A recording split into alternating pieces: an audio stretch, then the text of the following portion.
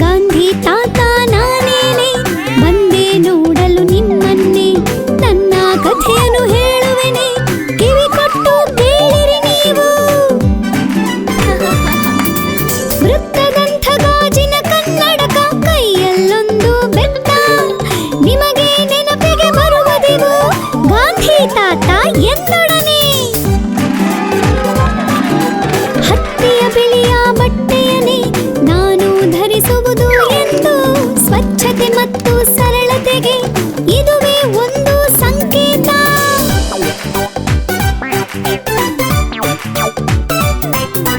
ಸತ್ಯದ ದಾರಿಯಲ್ಲಿ ಇದ್ದರೆ ವಿಜಯ ಎಂದು ಶತಸಿದ್ಧ.